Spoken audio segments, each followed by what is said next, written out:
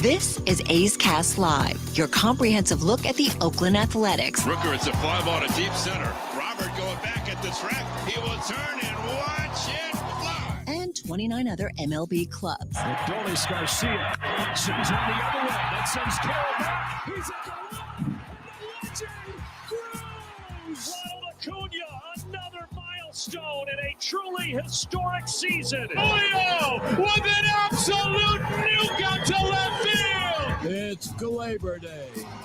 And like a good Glaber, Torres is there. Join us as we take you inside the baseball universe. From humidors to Stuff Plus to walk-off dingers, we have you covered. Spend your afternoon with us, only on A's Cast Live. Here's Chris Townsend. Good afternoon, everybody, and welcome to another edition of A's Cast Live as we are back. Well, Cody's back. I'm still in Arizona, as right now I am watching batting practice as the Athletics are going to be taking on the defending National League champs, the Snakes, the Arizona Diamondbacks, led by our buddy Torey Lovullo, former Athletic. What a great job he did with Arizona last year. Going to be a lot of fun as we are entering our true spring training mode with games every Monday through Friday. We will be on 2 hours before first pitch. So like today, first pitch is going to be at noon Pacific. We're on at 10. When do we match up, Cody? When does the time change? When does Arizona fall? No, they spring forward, right? Yeah, we spring forward. They stay the same. They stay the same? Would be Sunday, March 10th is when daylight savings is. So we got a couple more weeks. So today we're going to have Johnny Doskow is going to be calling the game with Vince Cotroneo. They're going to be stopping by. And also our first appearance from the great Ken Korach is here. So I saw Kenny as we were doing the little powwow with Mark Kotze. I said, Ken, you should come on so we can all hear your voice. So Ken is going to stop by coming up here about 12:45. Oh, that's 12:45 my time. So that'll be what time? 11:45 your time. 11 o'clock is going to be Johnny Doskow. But the first player we're going to have today is Zach Jackson. And this is an interview we did earlier. If you followed us on YouTube, we've been doing a lot. We did so much content down here. We weren't able to throw all of it up on A's Cast Live from the field here, Cactus League action. So we're going to play some of the stuff we weren't able to play last week. Zach Jackson could play a huge role. I mean, last year just sidelined by injuries. All of a sudden had to have his appendix out. I mean, he was just derailed by it was arm, then appendix. But we all know the stuff that he has, and he's going to play a prominent role in the A's bullpen this year. And when you talk about these arms, you talk about these electric arms that the A's have that, a couple of years ago we were talking about, other than Lou Trevino, no one throws hard, right? You remember Bob Melvin was throwing Yasmero Petit out there every single game. There's a bunch of power arms now for the Athletics. Mason Miller is actually going to throw a sim game over at Fitch Park today. So we're not going to see him here at Hohokam. But the reality is they're going to baby him. So we can sit here and say he's the closer. But let's say there's back-to-back situations where you need a closer. Odds are, especially early in the year, we're not going to see him back-to-back nights. Now, they're not telling us yet exactly how they're going to use him, nor do they need to. But when you look at Danny Jimenez, who threw yesterday, Zach Jackson, Trevor Gott, Lucas Ursig, there could be someone could emerge as closer 1B, as Mason Miller could be closer 1A. Somebody could emerge as closer 1B. And if Mason Miller doesn't take to this position, if this is just something that doesn't work out, well, someone's going to have to take that role. Someone's got to get those final 3 outs. Now, I said this a lot last year. If you're a team that doesn't win a lot of games, it really doesn't matter who your closer is, right? You really don't have a closer if you don't win a lot of games. But as we saw when the A's started playing better in the second half, where Trevor May started taking the ball more and he started actually becoming the closer. At some point you need somebody to get those final 3 outs. And if Mason Miller is not the guy, you're going to have to find one of these players, Jimenez, Jackson, Ursig, Gott, whoever. Unknown guy right now, maybe closer 1B to Mason Miller's 1A, or that person may end up being the closer. And I think Zach Jackson is that guy that could be that player. And they were kind of projecting him, right? Remember, it was Danny Jimenez who started having injuries first. So then it was like, okay, Jackson could do the role, but then he started having, whether it was the arm, he'll talk about it, all of his different things, ailments that he went through last year. But he definitely could be the guy, and it's always fun catching up with him. Really good personality. We'll get into a little SEC football. But we've got news to talk about because last night, Cody, as you know, as you were French Laundry, you and Gavin Newsom and all the other big-time California people, as I'm slumming here in Mesa, you're up in Napa. Happy birthday to your beautiful wife. You guys were doing wine tasting, you're drinking champagne, while the rest of us are down here sweating in the desert getting ready for the baseball season. You were hobnobbing with the celebs and the rich people in Napa. Yeah, the resort my wife booked in Yountville, she won't tell me how much it cost, but it did have a $75 a day resort fee, so I can only imagine how much she sprung to pay for that. She now has entered her mid-30s. Yes, I will throw her age. I won't say the exact age, but mid-30s, just like me. So we had mid-30 means 35, so correct. I'm just assuming. I didn't want to say the number, but yes, she's 35 now. She wanted to, have a good time. Usually we go to a bar for my birthday or stay home, but this year we went to Vancouver, so her birthday, we went to Yountville. Really nice up there, great weather. Went to Napa yesterday, had a good time. Listened to a little bit of the game with you and Johnny, and then we went out and did some wine tasting. So it was a good weekend. Now I'm back home. Left at 5 a.m. this morning from Napa. Got back to San Jose like 7 a.m. Drank Celsius, ran on the treadmill, and I'm ready to go. You mean that disaster yesterday that I saved? Yeah. Isn't that amazing? I said this to Ken Korach, and we'll take you behind the scenes. So yesterday, Camelback Ranch it doesn't feel like you're at a spring training facility. It is. I remember the first time I went there was probably it was years ago. And I remember the first time I ever walked into it, I'm like, this place is dope. It cost $121 million to build. You do not feel like you're at a spring training facility.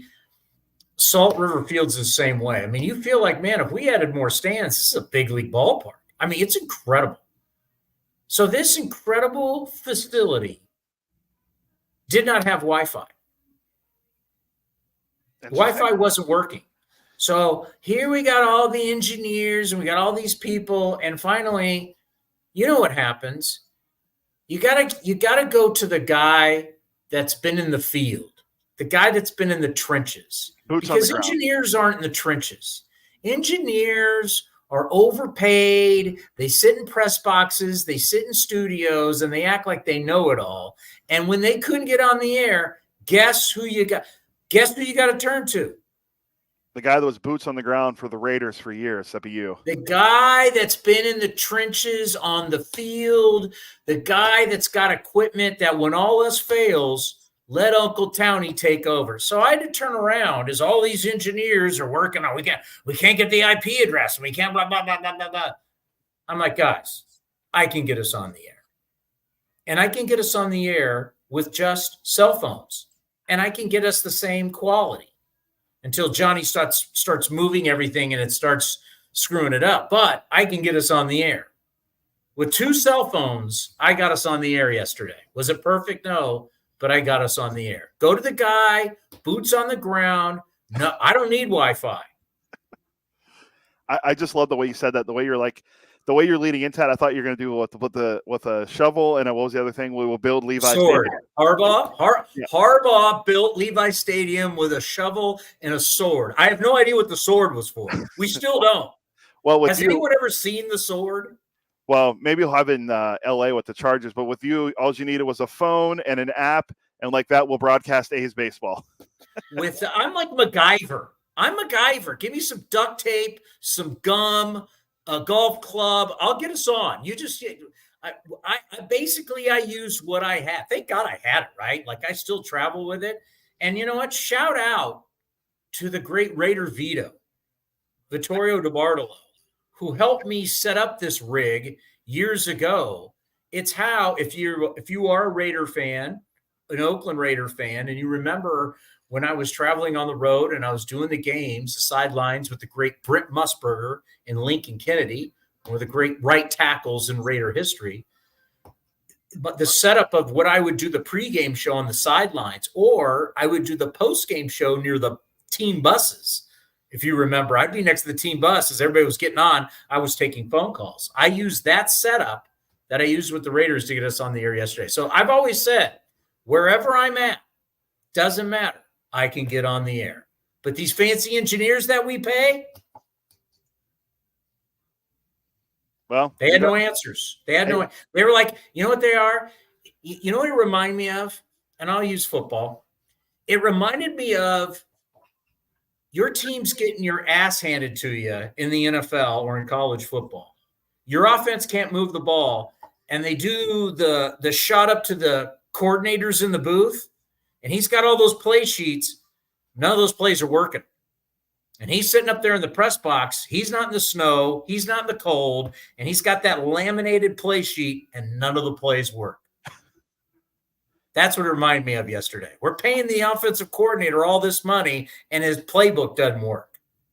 Well, when I was texting with the great Ray Jensen, who was down in Arizona with us for our coverage, we were texting back and forth, and he said that he goes, well, I was actually told that Chris has his Comrex with him. I'm like, there's no way he took his Comrex to Arizona. But you had Lucy, so that's all that matters. That's what we got on the I got Lucy anywhere I go. Anywhere I go. I was just the first thing I thought. I'm like, don't forget the Comrex down there. All right. So last night, as you were boozing in Napa, I went outside the hotel to smoke a cigar. And I decided to go through some old photos in my phone. And I ran into a couple things that reminded me of some topics for today's show. And two are really interesting. But before I get to those, one is, by the way, Jim Bowden's top 10 free agents before we went to Nashville. The other is prospects. I got some great numbers that it reminded me going through my phone. Because if you know, I screenshot all this stuff. So all you people out there know that we're constantly, Cody and I with this show are constantly looking at information, whether it's Twitter, internet, you name it. We're constantly searching for nuggets for the show, and we screenshot it, send it to each other. As you know, I'm an MLB junkie, which, by the way, I haven't been able to watch MLB Network in a long time because the hotel doesn't have it. And I haven't been watching my computer. But I take so many pictures off MLB Network. They've got an unbelievable research staff, so they put up some incredible graphics. Always taking pictures of that, sending it to Cody. So I went through the phone and found some stuff. But before we do that, Cody Bellinger is signed, and he is one of the top 10 free agents, according to Jim Bowden. He was number 6. Jim Bowden, as we were heading to Nashville, predicted he would get 6 years, $144 million. I have another article here that says, going over the Jeff Passan breaking the news, but it had MLB trade rumors.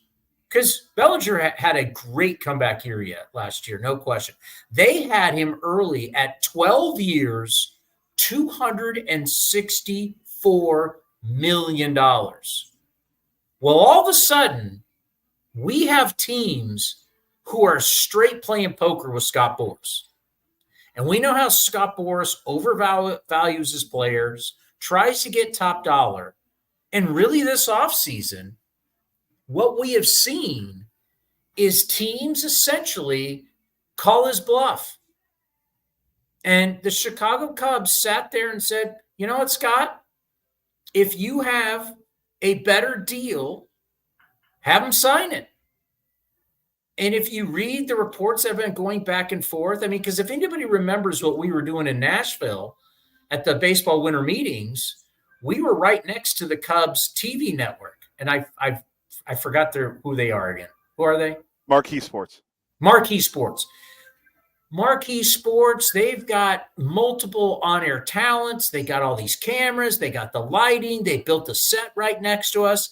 And we kind of laughed at them the whole time, going, hey, when are you going to fire that set up, baby? When are you guys going to make some deals? And they're like, the A's guys. Yeah, the A's guys were making fun of the Cubs guys, going, hey, we're on all day long. We're creating content. We got guests. And you're just sitting there. They literally sat there in Nashville and did nothing. They only fired up, I want to say, a couple times, Cody. A couple times they had like multiple on air. I mean, it cost Marquee Sports a lot of money to send all those people down with all that equipment, the hotel rooms, the flight, and they did nothing. Meanwhile, A's Cast is pumping out guests. They couldn't believe. They're even so just like, man, all the guests you get. I'm like, yeah, we're pumping out content. We don't need to sign anybody. Well, finally, Cody Bellinger signed 3 years, $80 million. And when you really look at the deal, it's a 1-year deal. You can see 3 years, $80 million, but there's an opt-out in year one. There's an opt-out in year two. So the first year's $30 million. That's the only thing that matters. Because if he has another big year, he's going to opt out. But the second year's $30 million, third year's $20 million. So adds up to 3 years, $80 million. But this is essentially a 1-year, $30 million deal. When Bellinger was looking at getting $200+ million. So if you read the tea leaves, the Cubs would not give him a number. Boris wants to talk numbers. Cubs wouldn't give a number. Then Boris didn't want to talk numbers. And basically the Cubs just kept saying, hey, you want to keep saying the Yankees are in it or the Giants are in it or the Blue Jays are in it. You want to keep selling that? Sign the deal. And the Cubs were brilliant, absolutely brilliant, just sitting and waiting. And we talked to Paul Blackburn about this. I can't remember which day last week. And I don't know if it was on the air because Paul, we've known Paul for years now. Paul stayed around our set after we got done taping and we talked for a while. And Paul was like, man, I can't imagine what Matt Chapman's feeling like. Can't you imagine what these guys are feeling? You don't have a team. Cubs are already playing games. Everybody's already playing games, and you're sitting at home. Clock's ticking. And all of a sudden, you wonder if someone like Cody Bellinger just says because the agent in the end works for you, get something done. I need something. It's great you told me I was going to get $200 million and I was going to get 12 years or 10 years or whatever it was. I mean, even Jim Bowden predicted 6 years, $144 million. Got $80 million, and it's really a 1-year deal. And if he stays with the Cubs, so he's going to turn 28 in July. So they will get year 28, 29, 30 into 31. You're getting his prime years. This is a dirt cheap deal if this stays this way, 3 years, $80 million for this player. Now, if he reverts back to the guy in LA that can't make contact, which that was a shoulder injury, so I doubt that's going to happen. I mean, obviously it works out being a good deal for Bellinger, but if Bellinger plays well, he can opt out. But, I mean, this is great for the Cubs. They called Scott Boras's bluff. And then I start thinking about, okay, let's go down the line. Jim Bowden's top 10 free agents. Shohei Ohtani, did he get paid? Technically, no, not yet, but yes, he did. What year does the $68 million a year come? What year is that? 2034 or something like that. Will I be retired when he starts getting paid? Yamamoto, did he get paid? Yes. So the first two free agents on Jim Bowden's list, the former GM that you see on, he does CBS, he does Sirius XM. We love Jim Bowden. Jordan Montgomery, his number 3 free agent, still not signed. World Series playoff hero, the big trade. And one of the things I've thought about, because there's been talk about the Yankees, if you're Jordan Montgomery and you got kicked to the curb by the Yankees, do you want to go back? Especially knowing that all they care about is velocity and the stuff we've learned about the Yankees. Texas, who you just won a World Series with, they got TV contract. They have no TV contract. They're going to be streaming. They don't want to spend a lot of money in the offseason. Texas is an interesting case, Cody. We always think there's this windfall and just this cash cow money when you win the World Series. Kind of the Rangers are showing us that's not the case. The TV money mixed in with the World Series money is a windfall. But World Series money with no TV money, not as great as you think. Because remember, all we heard about is their ownership's all in. All in, all in, all in. Well, Jordan Montgomery's sitting there. Number 4, Nola, he got paid by Philly. I was going to say Number 5 is Blake Snell, who's sitting at home. Padres are playing. Yankees are playing. Giants are playing. I mean, everywhere he's been rumored, everybody's playing spring training games. He's sitting at home. Cody Bellinger was number 6. He's off the board. Number 7, this deal right here, if I'm anybody and I'm looking at this deal and I think, oh, no. Number 7 is former Oakland Athletic. Great defensive player, one of the best I've ever seen. At number 7, that'd be Matt Chapman. And I played golf on Saturday at Longbow Golf Club here in Mesa, Arizona, with 3 Toronto Canadians. And they all were like, he strikes out a lot. These are 3 Blue Jay fans that I played golf with on Saturday. And they all said the same thing we've been saying, like, love his defense, but man, that guy has a hard time making contact. People have tried to play the hocus pocus, Cody, with this barrel rate. Because we know he started out the first month hitting 370. The last 5 months, grand total, he hit 206. And some months he hit under 200. His whiff rate was like 35% or whatever it is. And Matt Chapman, watching Cody Bellinger get only 3 years, $80 million. Cody Bellinger, just to give you an idea of what he did last year, Cody Bellinger hit 307 with an 881 OPS.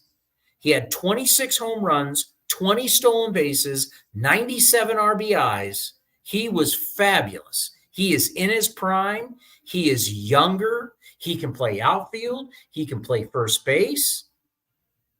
He's far more dynamic a player than Matt Chapman. Now, Matt Chapman is one of the best defensive players I've ever seen at third base. But Matt Chapman's got to be sitting at home, Cody, going, uh-oh. And we said it here on A's Cast. I hope I'm going to be wrong because I'm a Matt Chapman fan, and I want Matt Chapman to make every dollar he possibly can.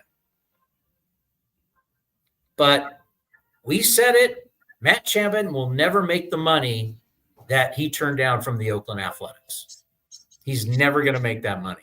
I can see Matt Chapman. I mean, if Bellinger got 3 for $80 and Matt Chapman's sitting at home right now, I mean, Matt Chapman could be looking at another, because remember, the Blue Jays gave him a 2-year deal last time around. I mean, is Matt Chapman going to sign a 1 or 2 year deal when people were trying to say, Matt Chapman could get $200 million? If Bellinger got 3 for $80, what's Matt Chapman getting?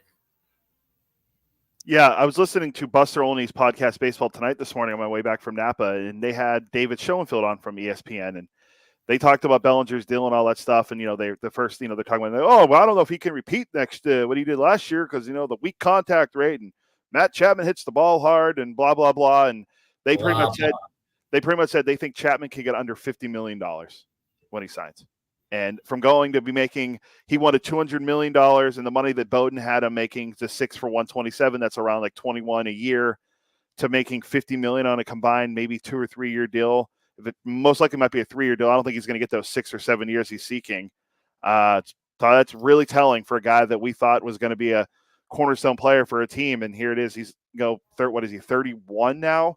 And he's going to be, I think, going on the 32, or it's the other way around. But not looking good for Matt Chapman, as we're now into our 3rd spring training game for the A's and a lot of teams. It's not a good look for Chapman right now, as we saw Bellinger sign. We just saw the news about JD Martinez turning down money from the Giants. So a lot of stuff going on. Good for Bellinger, but this is not good for Matt Chapman right now. I don't know if you can say it's good for Bellinger. I mean, if he has a great year, this year for the Cubs, and he, say he repeats what he did again, like what he had last year, the 306 average and the great OPS, and what changes? He can opt out and get more money, better market. But how much more?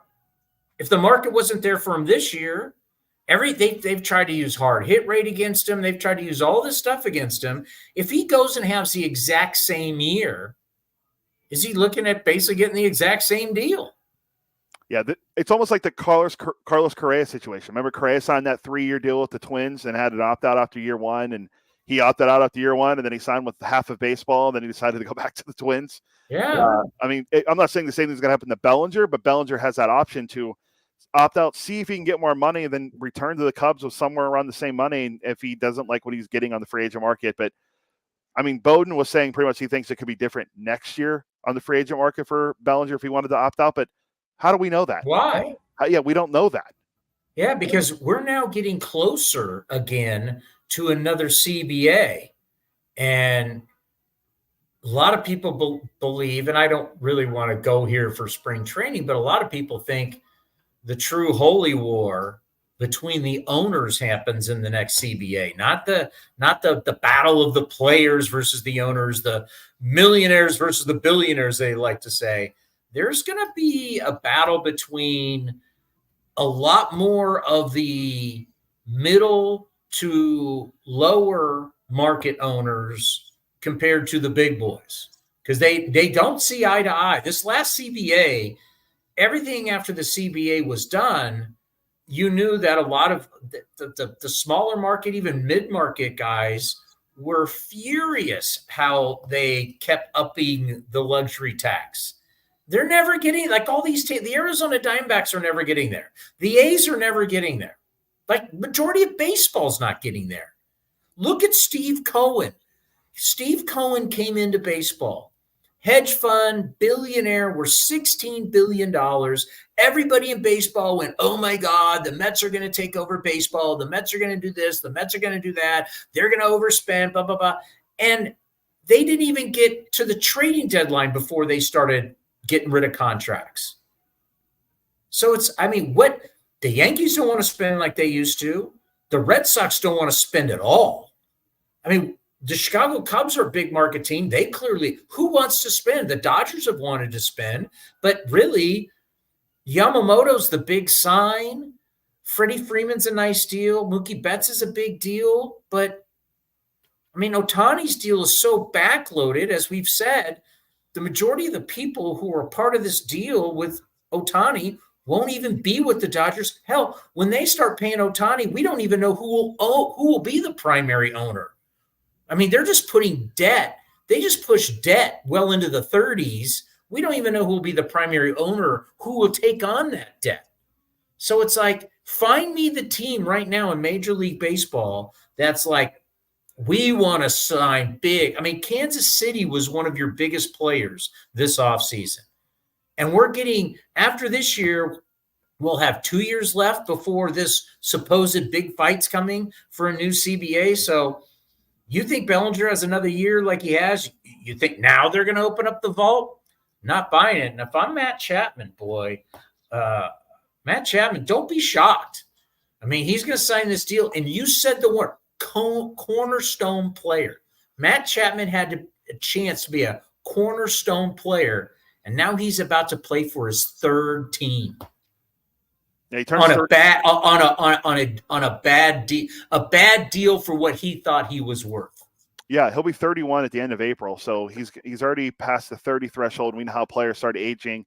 Travis Sawchik of The Score wrote a great article. I didn't get a chance to read it, but I saw like the graphic he showed about how players have gone down since they've hit the age of 30 and why baseball's trending that way and why the sport has looked past those guys. I need to check it out. But so Chapman's probably fits into that narrative. And you mentioned Jordan Montgomery. Buster Olney tweeted out earlier, there is a team that he met with, though. He had a Zoom call with the Red Sox. So if you're a Red Sox fan, you heard he had a Zoom call. Ooh. Someone shared a good thing, reposted something on X, formerly known as Twitter, that it was like a Red Sox hanging a banner said we had a meeting or whatever, like because they're not signing anyone, so the fans are now starting to hang up we had a meeting banners at Fenway Park on the Green Monster and on like Photoshop stuff. Hey, I had a Zoom with my kids and wife last night. Ooh, A left-handed pitcher at Fenway Park. Yeah, I think that's just the fans are looking for them. They're like, hey, sign everyone. Sign, or this more of the, hey. No, sign anyone. Red Sox want to sign anyone. Yeah, sign someone. Okay. So that's, and to round out the top 10, Hader signed with the Astros. He was number 8. Kershaw re-signed with the Dodgers, number 9. And Sonny Gray, number 10, signed with St. Louis. So your top 10 free agents, according to Jim Bowden: Ohtani, Yamamoto, Montgomery, Nola, Snell, Bellinger, Chapman, Hader, Kershaw, Gray. I mean, if Bellinger hadn't signed, the big 4 for Scott Boras in the top 10, no dice. But Bellinger, 3 years, $80 million, really a 1 year, $30 million deal, opt out. If he plays well, I mean, it's not, hey, $30 million. No, none of us are going to feel bad for him getting 1 year, $30 million. But you got to think, like, next year, if he has a good year, he opts out and then he's back at it again. Still young, though. Still young, still in his prime, but back at it again. Before we get to Zach Jackson, we talk a lot about prospects. We love prospects in baseball. We hoard prospects like we're hoarding gold. Like, I got this secret stash behind me of gold. Like, you don't know how good he's going to be, but boy, he's uber talented, and we got him back here, and he's worth so much. Right back here, Cody. And if you're listening on Ace Gas, you can't see what I'm doing. But if you're watching, you can see, I got all this. I got all these guys back here that someday are going to be great. Someday. Well, when are they going to be great? I don't know, but someday they're all going to be great. They're my prospects. And that's, what at spring training time, we love to talk prospects, right? Because we're getting, yesterday, got to see Jacob Wilson, got a base hit into right field, got to see him score from first. He's really athletic. First round pick out of Grand Canyon for the Athletics. Good kid, a lot of fun to talk to.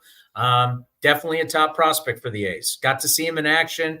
Looks athletic at shortstop. He's got some wheels. He's a high contact guy, which we love. And you're telling me he hit a line drive into right field for a base hit? I'm all in, right? Didn't see a bunch of strikeouts. I saw contact. Like to see it.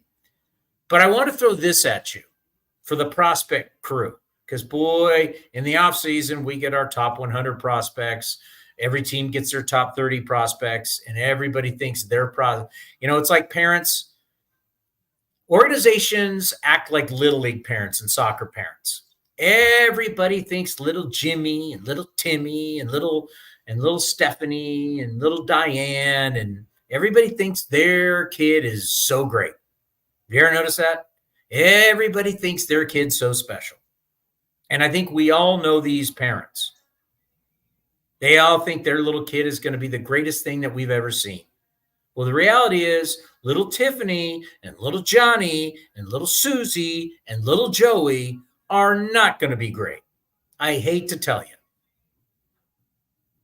I knew right away with my kids, they were not going to be great soccer players. I knew it. I remember a father coming up to me. This is back when they first started playing soccer and there was no goalie. Do you remember that in early soccer, there's no goalie? I'm trying to remember if we did that because I played soccer through high school, and I'm trying to remember if that was a thing. No, this is when they're real little. There's no goalie, and they're all like, it's like a rugby scrum, and they just all follow the ball around the field. Yes, okay. That's, when you're super young, yes. And a coach is complaining that his kid's not playing. And they're like 6 years old. I remember talking to this guy going, are you serious? Do you think any of these we were the Ladybugs. Does anybody think that anybody playing for the Willow Glen Ladybugs is going to sign a $200 million contract? I don't think so. Little Tiffany isn't going to be the next name me great female soccer player. Doubt it's going to happen. Alex Morgan. Brandy Chastain, all right? I remember Alex Morgan, I interviewed her when I was doing a sidelines for a Cal game. A Cal game at, wasn't Pac Bell Park at the time. When did Cal play at the Giant Stadium? When they were getting Memorial redone? I'd have to look. I interviewed Alex Morton on the sidelines. Anyway, more importantly, baseball teams are like crazy little league soccer parents. They think all their prospects are going to be great, and they love all their prospects way more. They like them more than they should. Do you want proof on that, Cody? Yes. That GMs, presidents of baseball operations, vice presidents of baseball operations, general managers are like little league parents. They overvalue their kids. Trade deadline is where we see prospects get moved. That's where you see their value, right? I got them back here. Now I'm going to trade them to help my big club. From 2013 to 2022, is that a large sample size? I'd say so, yes. That's what, 10 seasons essentially? 2013 to 2022, prospects traded at the trading deadline, the number 573. So put that in your mind, 573. So if we lined up here at the stadium, 573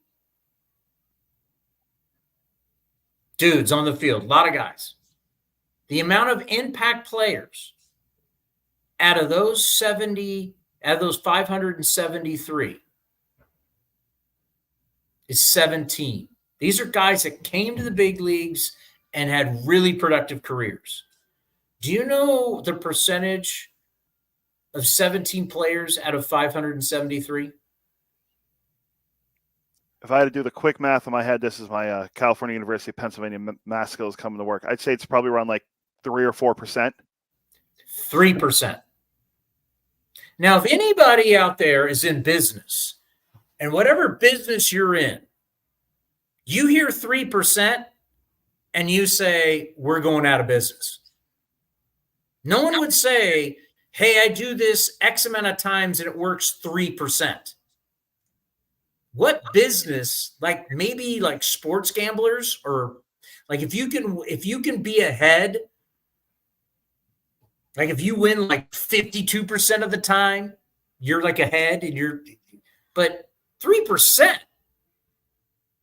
2013 to 2022, you trade all these guys that are supposed to be great and only 3% become impact players.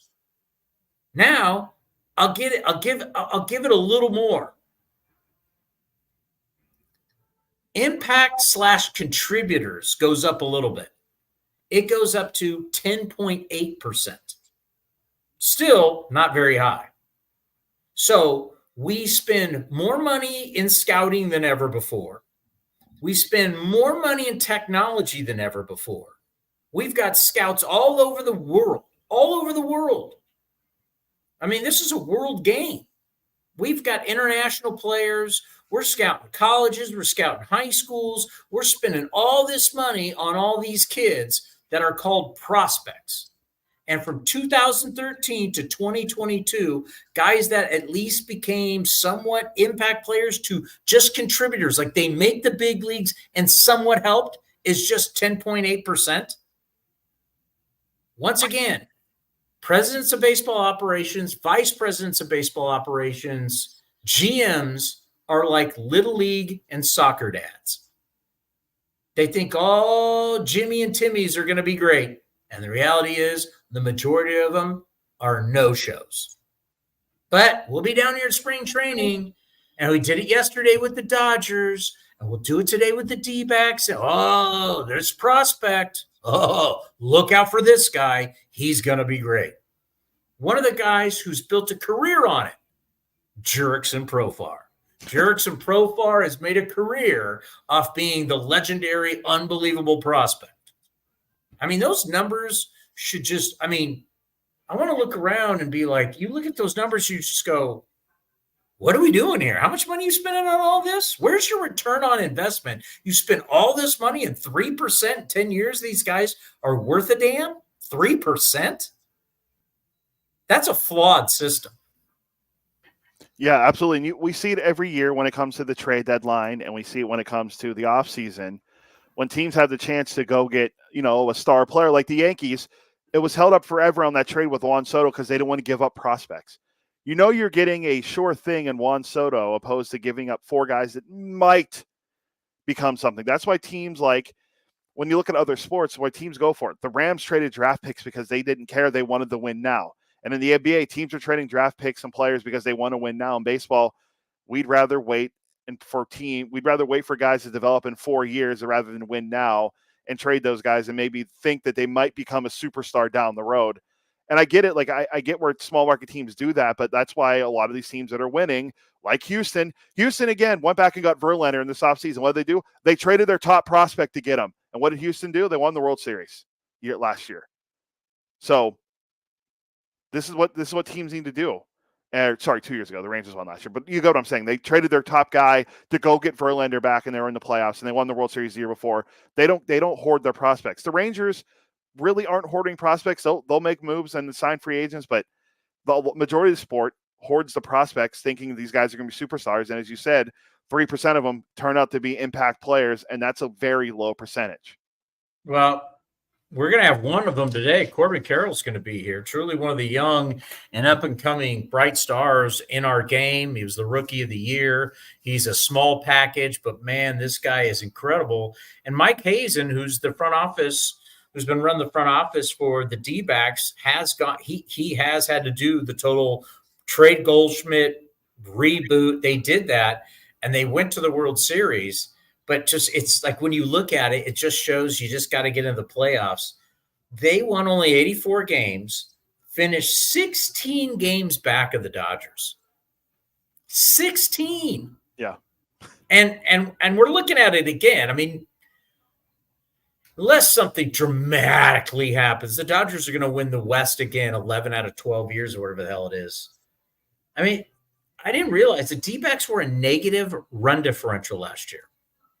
Minus 15 run differential, and they made the World Series.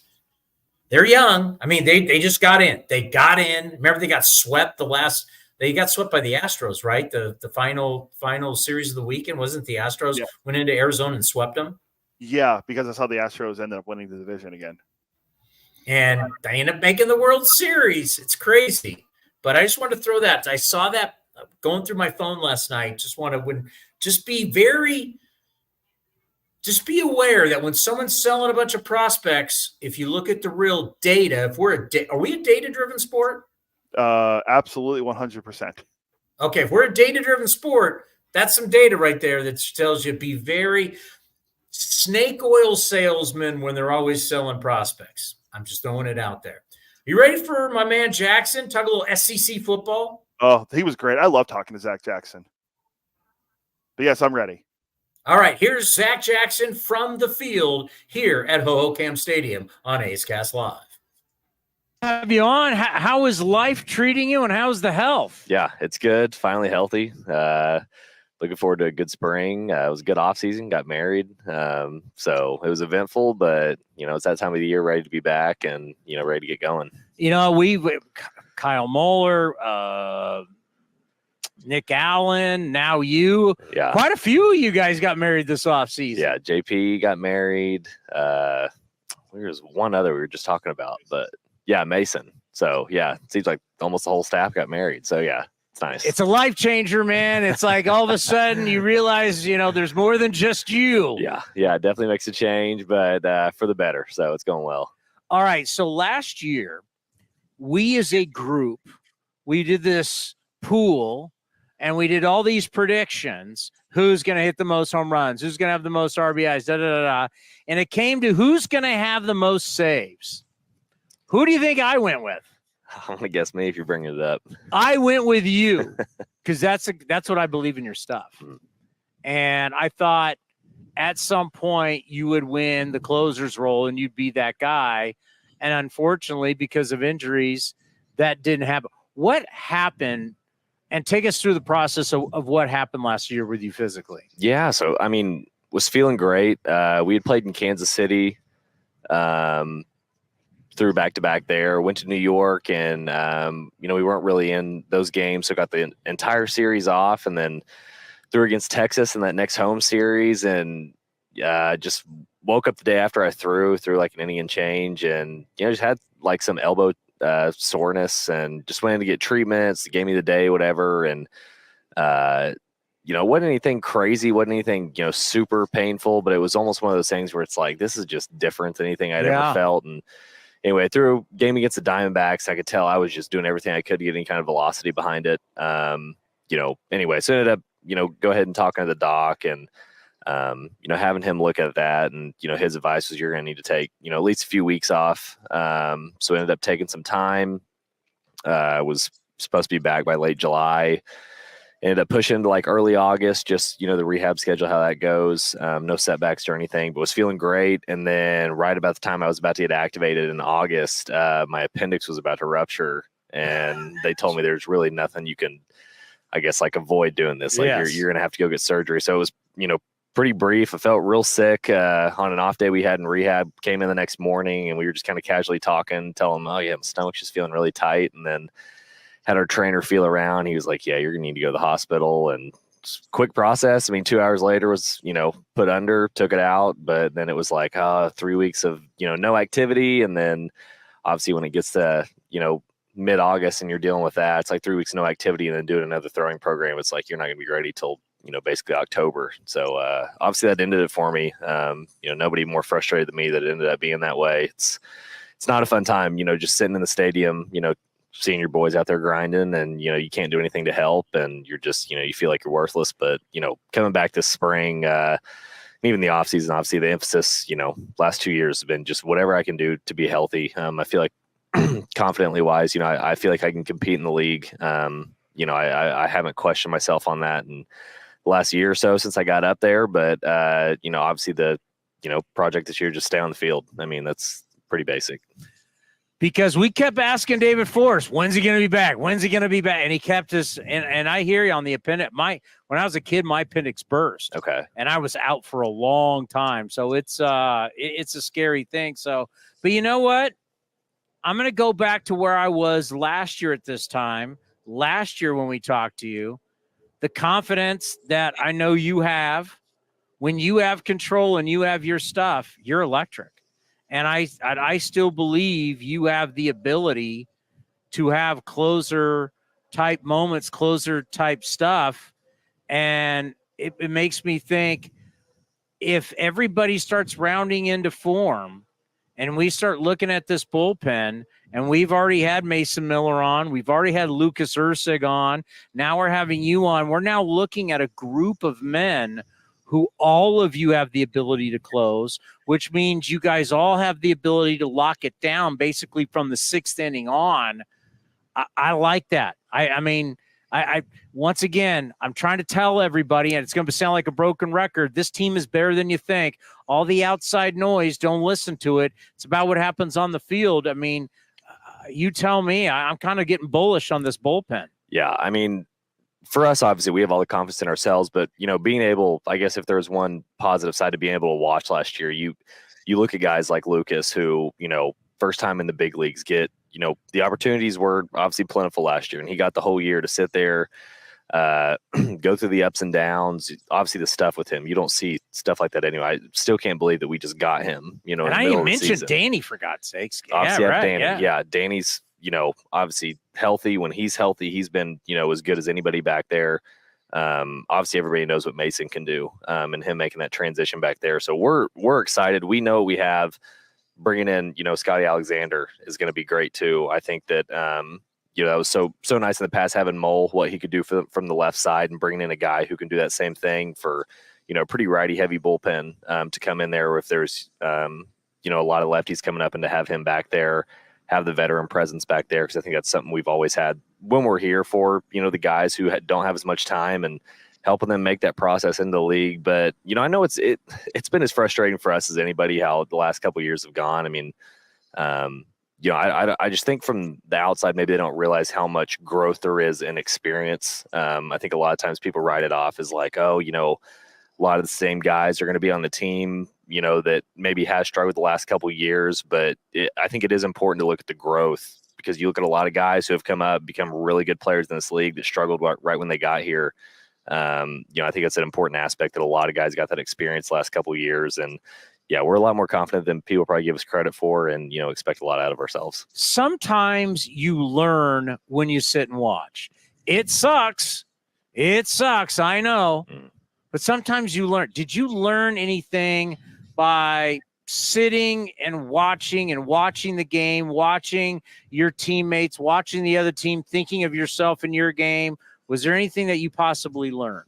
Yeah, I think a lot of it, comes down to one, learning your team. I think a lot of that, goes down to come back in the locker room. But like I said, a lot of new guys in that bullpen. So it's like you want to know these guys, see maybe what their thought process is going into their games and how they control themselves, what their mindset is on different hitters. Getting to talk to whoever's down in the bullpen coaching wise and getting to understand, having Trevor May down there, who's a big analytical mind. So when he was down there, I wasn't available to pitch. It was just kind of seeing his approach, and he stayed in the game for, 9+ years. So it's like you see guys like that, and it's almost figuring out how to take that approach, because obviously you can't help on the field. So it's like, I want to do something here, if not anything, when I come back next spring, maybe pick up something. So I think a lot of it was just maybe learning that thought process, maybe how some other guys take it, and, day by day, just trying to pick up something new, trying to apply that to my game this year. So when you were healthy, things were going good last year.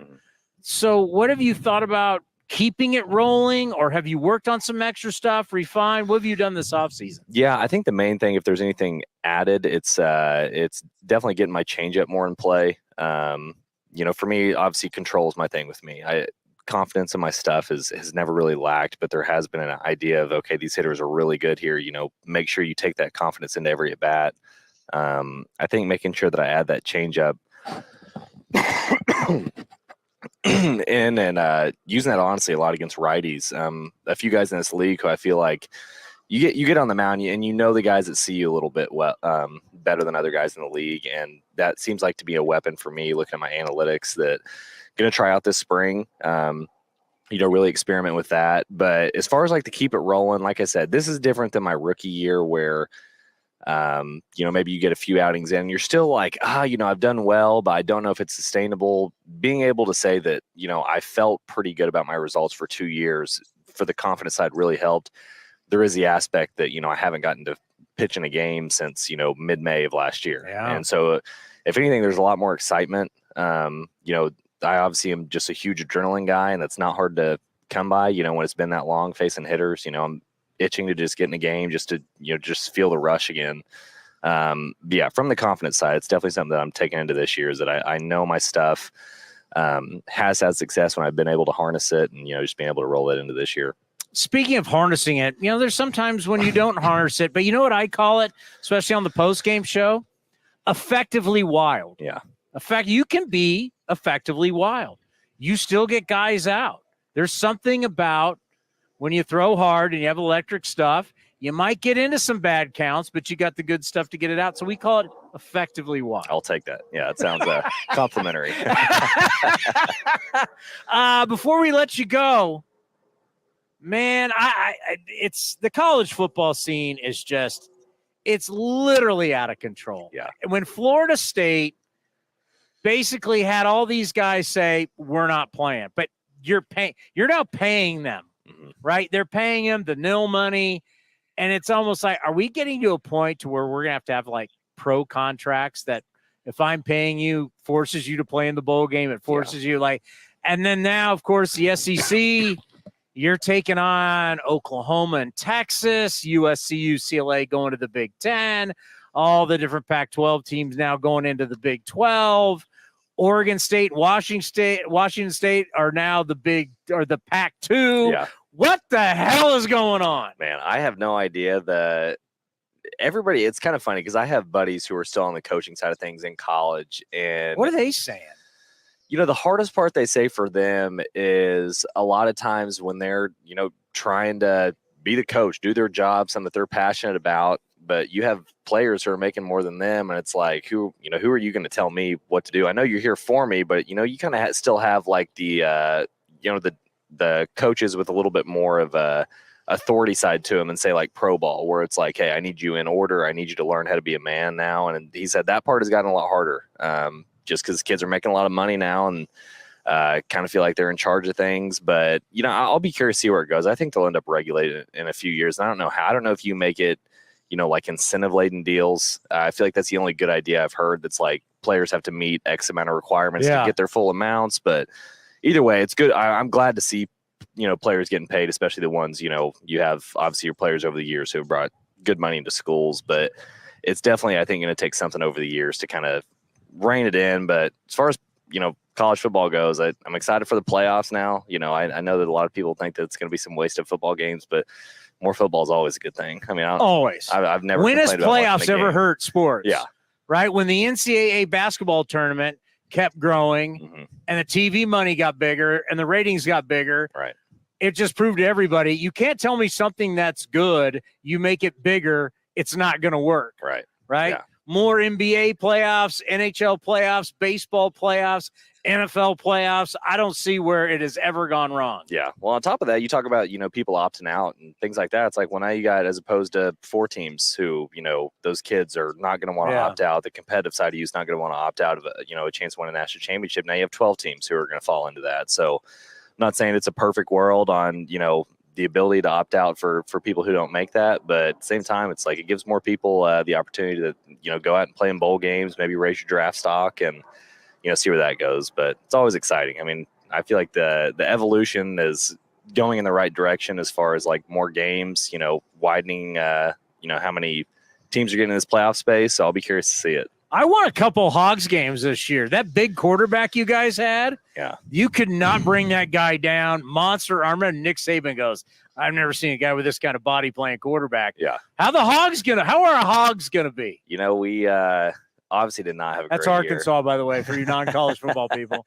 Yeah, did not have a great year. Yeah. It was a little disappointing. Covered a lot of games, though. Yeah, we you lost a lot of close games. We would keep it close when we weren't expected to, which was always fun as a fan. But we've been known as the Heartbreak Hogs, for our own fans, that we get it close and then just a lot of times have trouble climbing that hill. But got Bobby Petrino back, so that's supposed to be the X factor. Just don't put him on a motorcycle. Yeah, maybe make sure he's under control. But that's actually funny. So look it up, non-college football fans. I guess a lot of people probably don't know what that even means. But he I don't know. He's a great offensive mind.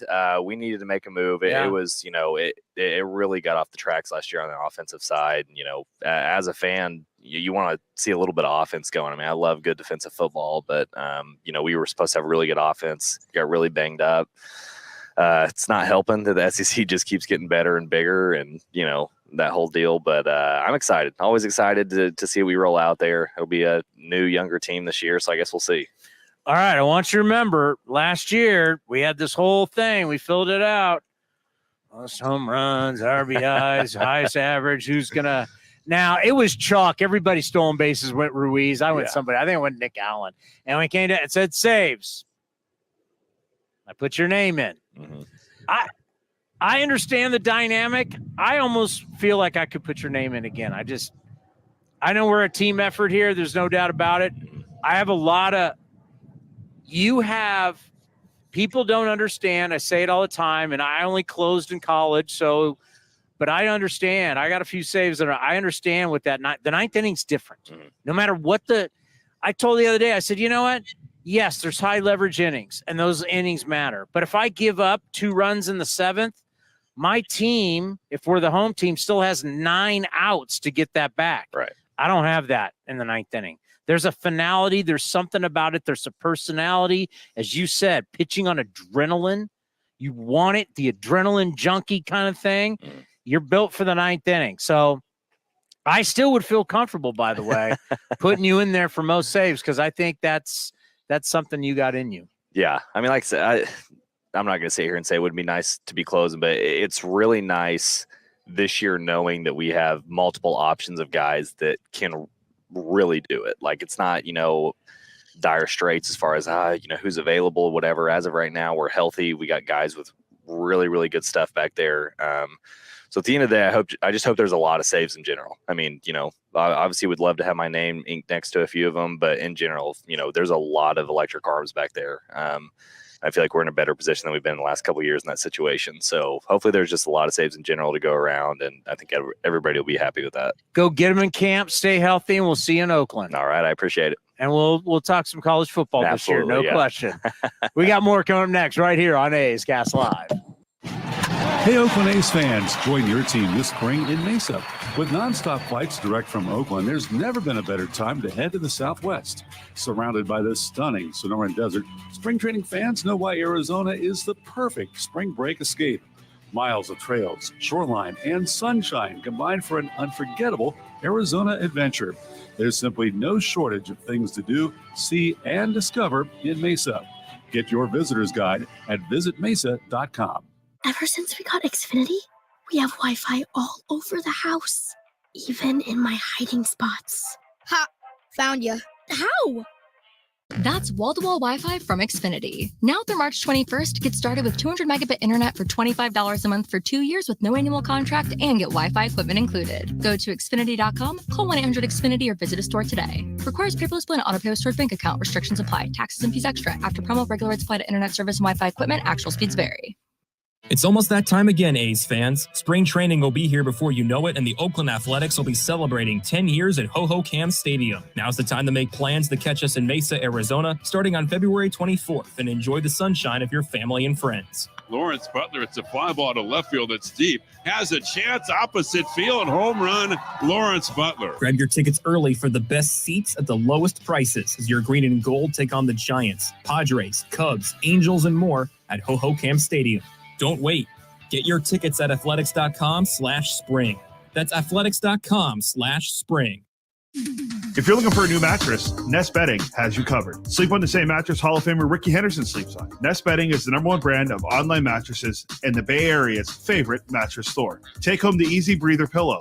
The New York Times calls it their #1 pick. You can navigate their easy-to-use website, nestbedding.com. That's nestbedding.com. Green and Gold fans, use the coupon code Oakland and you get 10% off your entire order. Nest Bedding, love where you sleep.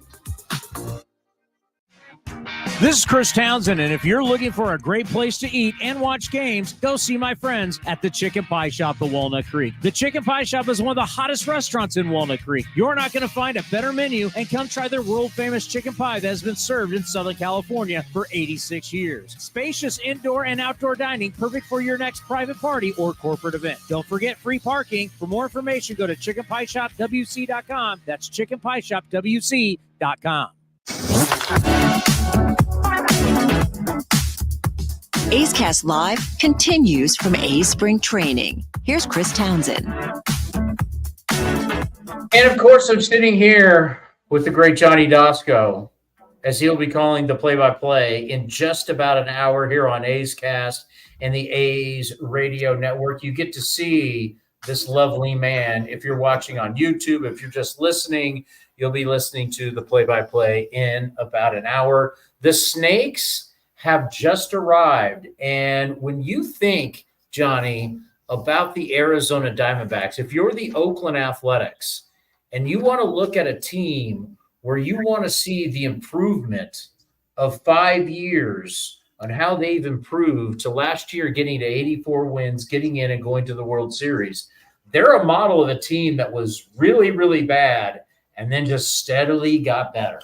No question. Torey Lovella, and look, you got to give them credit for sticking with Torey Lovella, and a great job that he did. But this is an exciting team, and they were always based on speed. I mean, you look at this team. I saw them come through Reno with McCarthy and Alec Thomas and Corbin Carroll, and I just marveled at this team's speed. And I said, at some point, that's going to pay off. Of course, it came a little faster than I think a lot of people thought, but this is a really, really good club, fundamentally sound club. They played great baseball. As we always talk about, they got hot at the right time last year. So they were a really exciting team to watch. Upset the Dodgers. They swept the Dodgers. They beat the Phillies, lose to the Rangers. But what a year they had.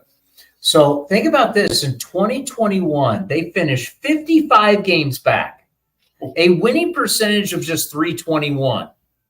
Fast forward to 2023, they're in the World Series. So it just goes to show, keep building it. And I think the A's have been a team that we've seen for years have a couple bad years, then boom, surprise everybody back in the postseason. Not saying that's going to happen this year, but the one thing that you and I talked about on the broadcast yesterday you and I will be doing it again tomorrow, is you look at this A's clubhouse and you look around and you go, man, you got a lot of legit athletes. Now, will they figure it out, the light turn on, start winning some games?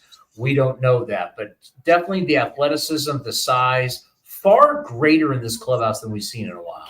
It is, and I think there's a different mindset. There's a championship-type mentality. Not saying they're going to win the championship. There's kind of a different mentality going in. By the way, I want to say, first off, you crushed it yesterday on the broadcast. That was a blast working with you. We had never worked together before on a broadcast. Great rhythm, a lot of fun. We talked ball, and it was better than even I expected it to be. Great. It was even better than I thought. So great job by you. Well, the big thing was figuring out how to get us on. That's right. And we got on. We did. That was half the battle, but we got on. I will say this. What's cool about what we did yesterday, and this is not going to be a love fest, but it's just going to be honest. So if you're going to listen to this, and you're going to listen tomorrow, and hopefully some things we haven't announced anything, but stuff that we could possibly have going on this season, and even with television, is me kind of taking more of an analyst role. And not all play-by-play guys. It's weird because in every other sport, football, basketball, hockey, no one has two play-by-play guys. Everybody has a play-by-play guy and an analyst. Yeah. On radio, on television. No other sport will say, we got to have two play-by. Basically the same guy doing the same job. There's always someone who's an analyst, so the fact that we did that and you're open to it says a lot about you and how comfortable you are. Oh, thanks, man. It was just completely enjoyable from the first words we articulated. So that was a blast. Getting back to the athleticism on this club and the Butlers and the Geloffs and some of these guys, it's going to be so much fun to watch just kind of how this thing develops this year. Because last year, it almost like they were in survival mode. This year, they're in win mode. And Ryan Noda talks about that. He's like, we just have a different mindset this year. The whole vibe in the clubhouse is different. And I think they're going to win. I mean, look, 50 wins, of course, they'll improve on that. But I think they're going to surprise some people. I really do. Well, the one thing that, I think we're kind of set unless something dramatically happens. You're kind of set except for third base. And I look at today, third spring training game. You brought over Abraham Toro. He's going to play second base, but obviously that's going to be Zach Geloff. Aledmus Diaz came over. He's our highest paid guy. He's making a lot of money. They tried to move him last year at the break, weren't able to do it. So with that kind of money, he's going to play, probably back up Nick Allen. We'll see what happens with Hernandez. But third base, Brett Harris, Hernandez, Diaz, Toro. Andujar, we know for sure, is a butcher over there, so they're not going to put him there. We know he can hit, but they're not going to put him there as he once played there for the Yankees. But if you're really looking for what is the battle to watch, who's playing third base? Jordan Diaz in the mix, obviously, who played a lot there, got a little bit better defensively, but he's not going to be as – we talked about how good Matt Chapman, you always like to say Brooks Robinson, Mike Schmidt. He's not going to be a Gold Glove winner. He's there for his bat, but he's had stretches where he's shown you that bat. He hasn't, and he's very, very young, but he hasn't shown you consistently he can hit.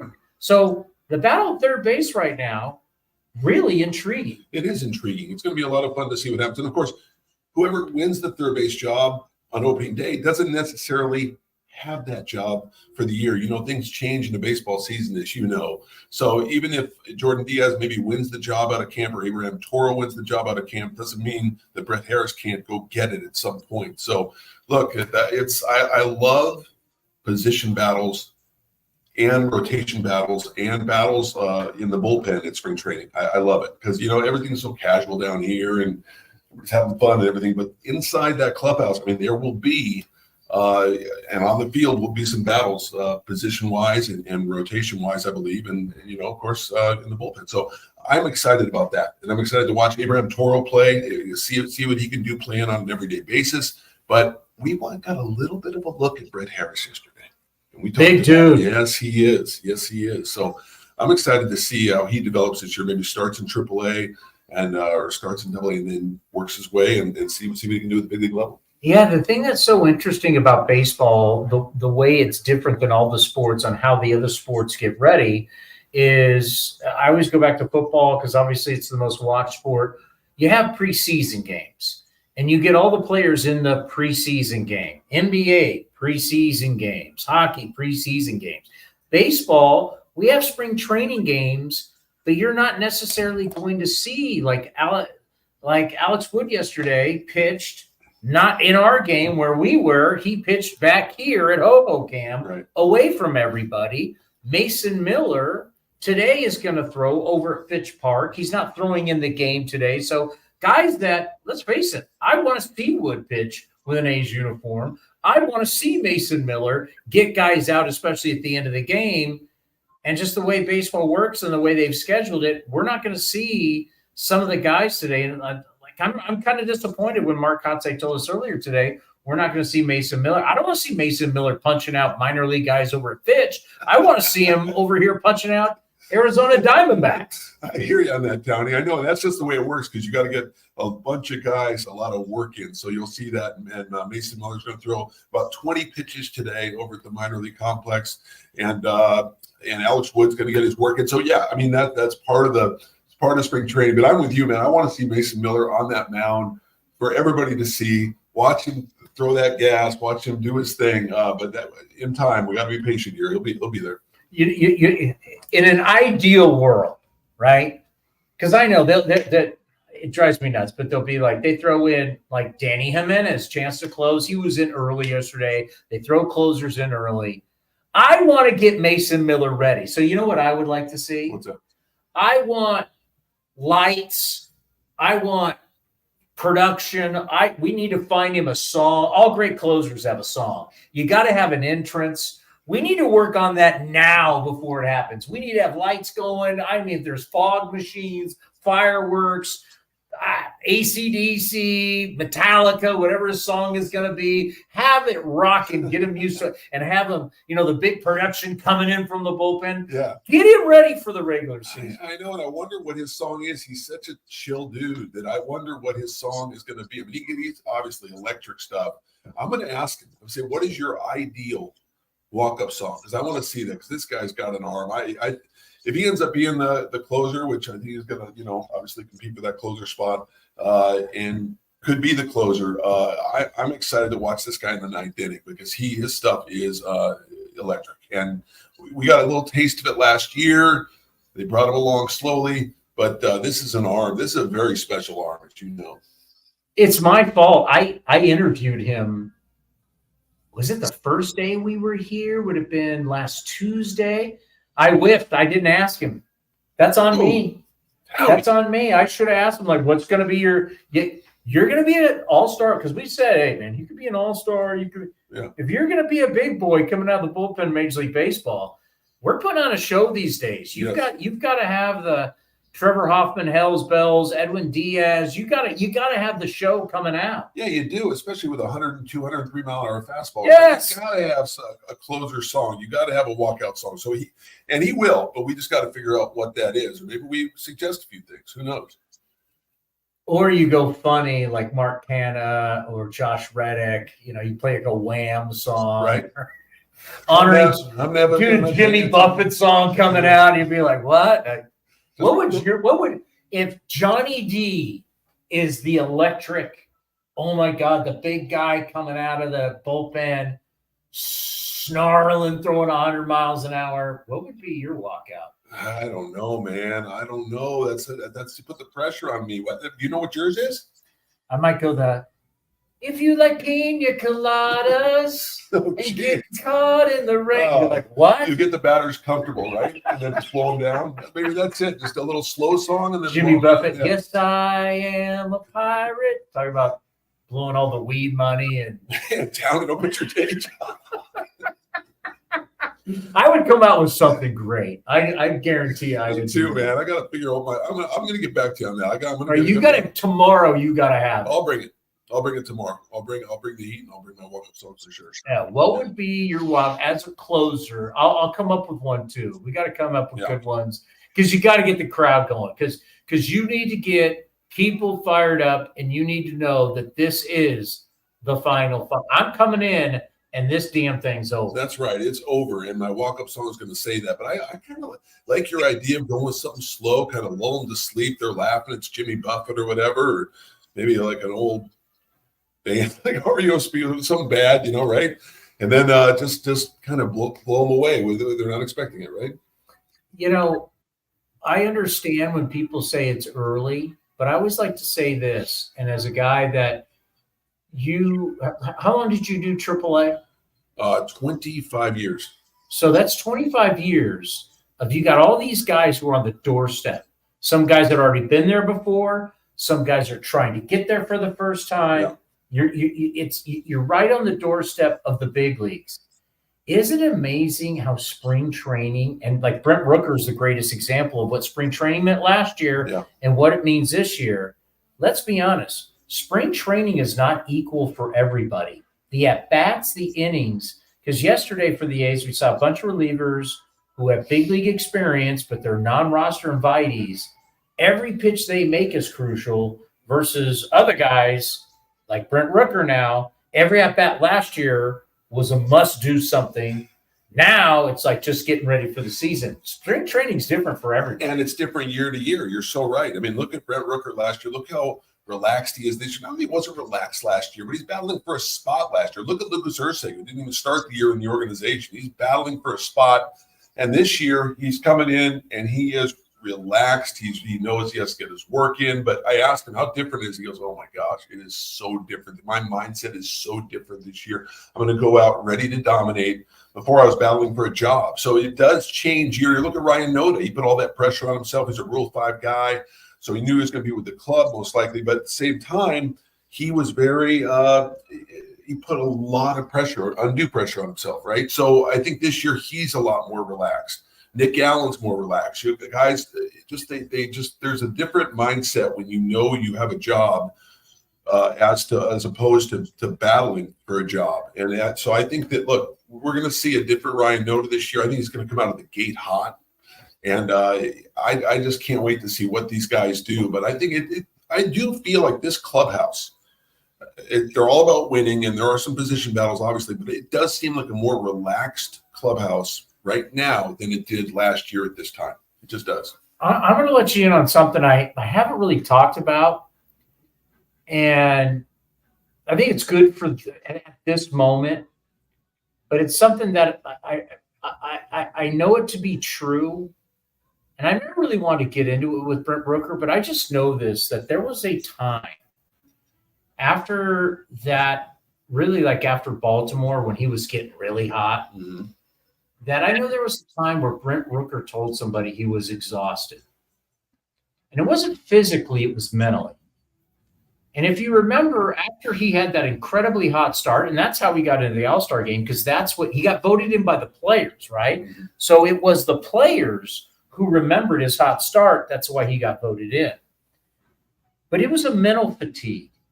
It was grinding so hard in spring training just to make the team. Then he starts the season out grinding so hard just to get at bats, and then he got hot, and then he earned it. So it was 2 months of just every day fighting to stay alive. That after 2 months, 1 month of spring, 1 month of the first season, that he literally was just mentally exhausted. And I think it affected him for a while. I think it did too. He was worn out. Plus, what I was really impressed with Brent Rooker was not, I mean, the great start was fine and he impressed and all that, but it was after he got in that horrendous slump, after the pitcher, they figure you out, they get to you, and they threw a lot of breaking balls in, and they were getting but the adjustments he made after that, but no question, he was wiped out mentally. But he got his second wind, and he went on that little 3 or 4 week stretch at the end where he got hot again. So I think that to me was more, as impressive as anything he did, the fact that he made the adjustment to their adjustment. So yeah, he was exhausted. I mean, all the media he did, the All-Star game, everything. You're right, he was mentally exhausted, but he came back from that. That was what was impressive for me. Commander Cody, are you still with us in the background? I'm here, yes. Do you have the addition of Know Your Snakes? Oh, yes. Let me think of the first one we're gonna ask. All right, Johnny. Well, hold on. I'm going to give Johnny in here, put it in. Oh, this one? All right. We're going to snuggle up here in the non-COVID world. All right. It is our first edition spring training. It's our first A's Cast before a game, as A's Cast was here covering, but obviously the first game was on a Saturday during spring training. We're Monday through Friday, 2 hours before first pitch. Johnny will join us every single show to get us ready. Normally he'll be at 15 minutes before first pitch, but today we're having the great Ken Korach. But we will always play Know Your, the opposing team. Today is the Arizona Diamondbacks. Johnny, who is the winningest manager in Diamondbacks history? The winningest manager in Diamondbacks history is Buck Showalter. That is incorrect. Ooh. Torey Lovullo, the former A, the current skipper. Is it Torey Lovullo? He's been there. That's right. He's been there a while. This is yes. Torey is the winner, or is the winningest manager. He has a record under 500, unfortunately, but he is the winningest manager, like 400 and it's either 80 or 97 wins. So he's closing in on 500 wins with the Snakes, but he's under 500 in his career. 2017 was his first year. Yeah. It's been a while. He's been there a while. Him and Hazen got there at the same time. Yeah. Yes, they both came from Boston. All right, 0 for 1 on Know Your Snake. 0 for 1. Okay, Johnny, who is the all-time home run leader in Diamondbacks history? All-time home run leader in Diamondbacks history. Oh, man, it's not Junior Spivey. You know that. Let's see. Good call, Ron. Yeah. It's man, it's not Travis Lee. I'm gonna say, it's not Tony Womack. It's not Tony Womack. That we know. Not Jay Bell. No, it's not. It's not Jay Bell. Steve Finley. No, not Steve Finley. Man. I'm gonna say Luis Gonzalez. There you go. Wow. All right. I thought I threw you a softball, but clearly ding, ding. But that's not a softball because that is not a softball because the chalk answer for our younger fans would be Paul Goldschmidt. Right. Yeah, you forget about Gonzo. Exactly. Goldie's second. Luis Gonzalez, I believe, has like 204 career home runs for the Diamondbacks. All right, two more. Yeah. The Arizona Diamondbacks are one of 3 teams to never have an NL or to have an MVP winner. Who are the other 2? Other teams that haven't had an MVP winner. Wow. Yes. I know one. One's an American League team, one's a National League team. Wow. Never had an MVP.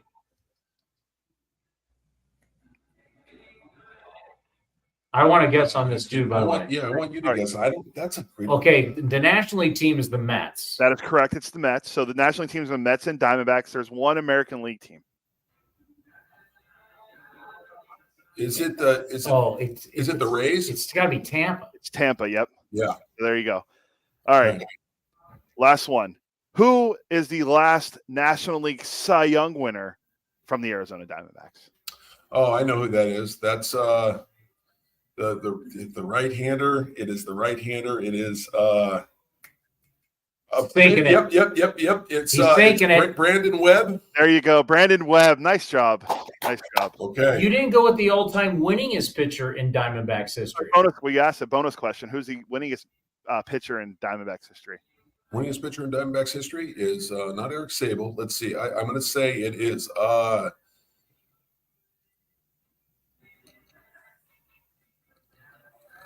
man.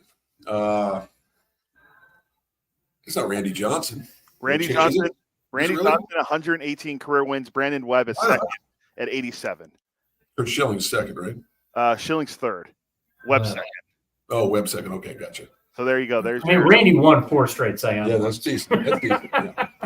Good questions today. I like it. Hey, Merrill Kelly's is in top 10 list, and he hasn't been there that long. Really? Yeah, Merrill Kelly has 48 career wins. He has one more than Robbie Ray, Giants legend Robbie Ray, who has 47 wins as a Diamondback. So tomorrow is Know Your Indians/Guardians, Johnny. Okay. Now that's a long history.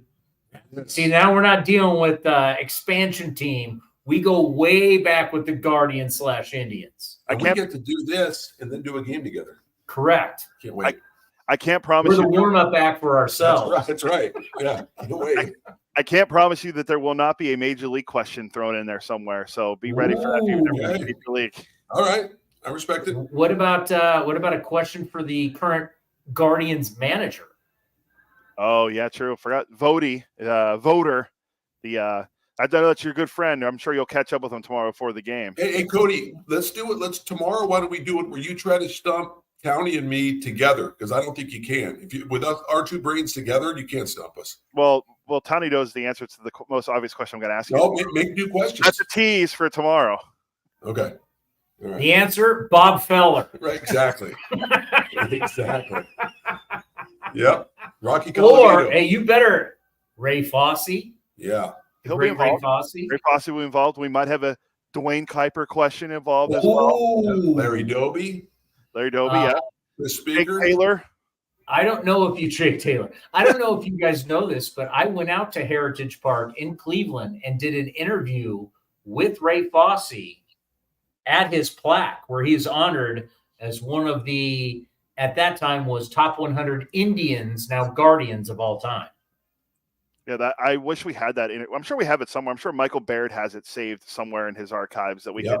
Yeah, I went out with Ray Fosse. It was emotional. He's like, Downey, we got to go. So he wanted to show me the plaque. Actually, Dwayne Kuiper's plaque is right by Ray's. And we stood next to Ray. I wish at that time we were doing video because Ray got emotional. It was really, It was an honor to go out there with him to his plaque. And it meant a lot to him. And that, obviously, the Guardians/Indians with all that history. All right, Johnny, have a great call today, and we will see you tomorrow. Where are we going? Tomorrow. Sorry about that. You don't need it. All right. We're going to Goodyear tomorrow. Just watch the Guardians and the A's. Who do they share a yard with? Reds. Cincinnati Reds. Oh, God. It's Ohio all day That's long. right. It's Yes, Reds. it is. It's love me, the state of Ohio. It's going to be fun tomorrow. Looking forward to it. If there's ever a city I never need to go back to, that would be Cincinnati. But I did like going across the bridge over to Kentucky to the whiskey bars. That was a lot of fun back in the day.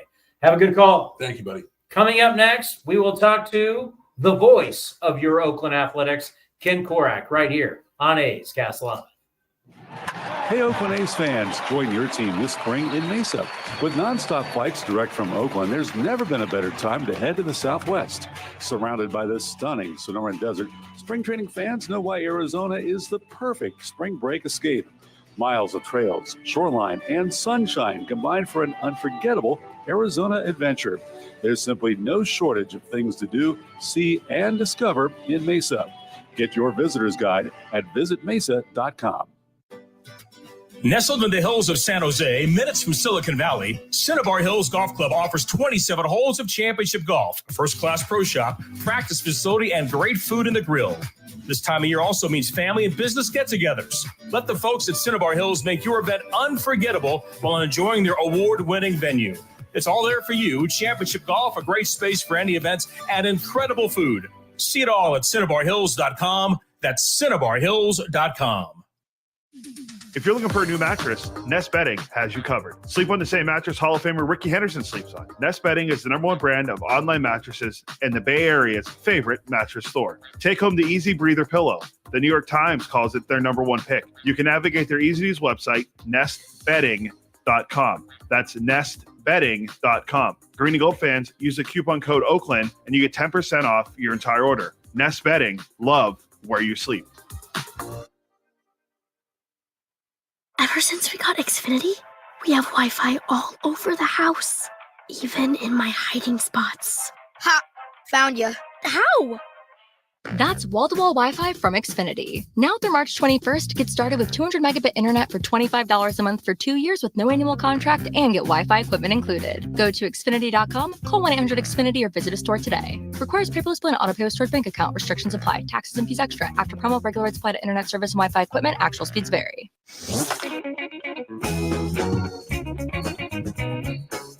A's general manager David Forst was on A's Cast Live during the winter meetings and explained why the team was moving Mason Miller to the bullpen. Mason's tried starting now over 3 years, minor league, big leagues, keeps coming up with something, and we're going to try the pen. And to Mason's credit, he's open to whatever. He's obviously a little disappointed. I think everybody wants to be the starter when it comes down to it. But I mean, he, obviously, like you said, with his stuff, he could have a really impressive career in the bullpen. But we told him this is not permanent. Like, go out there, let's try and keep you healthy for a year. That's got to be the first step. That way you help yourself, you help the team, and then we can reevaluate. You can watch the full interview at youtube.com/athletics or listen at athletics.com/A'sCast.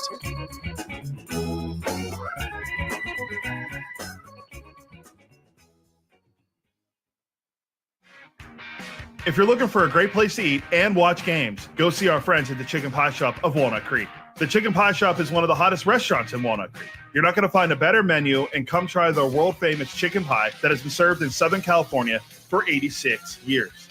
Spacious indoor and outdoor dining, perfect for your next private party or corporate event. Don't forget free parking. For more information, go to chickenpieshopwc.com. That's chickenpieshopwc.com.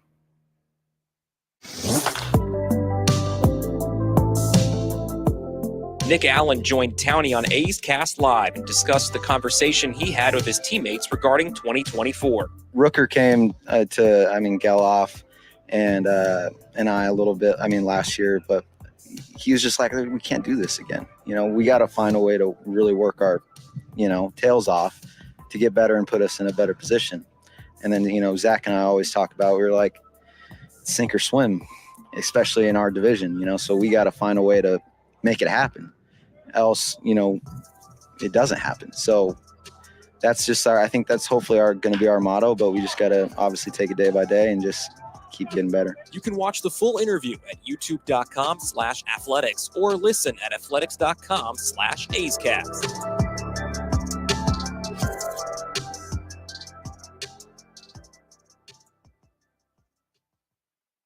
And the underdog Oakland Athletics win their first championship since they were in Philadelphia in 1930. Hi, I'm Raleigh Fingers, Hall of Famer, three-time World Series champion with the Oakland A's and World Series MVP. Winning takes teamwork, skill, and heart. So when you need an ace for a personal injury lawyer that will win you the game, go with the winning team. Call Venardi Zerata at 833-VZ-for-me or go to vzlawfirm.com. Venardi Zerata, the official injury law firm of the Oakland A's. Like sports, business is about winning. Championship decisions are business decisions based on what it takes to help your company win. And that's why there's UBO Business Services, specializing in helping you win every day by streamlining workflows, managing documents, and providing the best-in-class office technology. Make your championship decision with UBO Business Services. Visit them at ubeo.com. That's ubeo.com. It's almost that time again, A's fans. Spring training will be here before you know it, and the Oakland Athletics will be celebrating 10 years at Ho-Ho-Cam Stadium. Now's the time to make plans to catch us in Mesa, Arizona, starting on February 24th, and enjoy the sunshine of your family and friends. Lawrence Butler, it's a fly ball to left field that's deep. Has a chance opposite field, home run, Lawrence Butler. Grab your tickets early for the best seats at the lowest prices as your green and gold take on the Giants, Padres, Cubs, Angels, and more at Ho-Ho-Cam Stadium. Don't wait. Get your tickets at athletics.com/spring. That's athletics.com/spring. The A's YouTube page is your go-to destination for A's video content. Get access to great highlights, exclusive behind-the-scenes content, classic games, A's Cast Live, and more. Visit youtube.com/athletics. A's Cast Live continues from A's Spring Training. Here's Chris Townsend.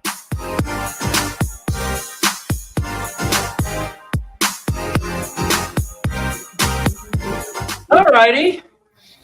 We're getting ready for the game today. Cody, where are you? I'm here. Sorry. All righty.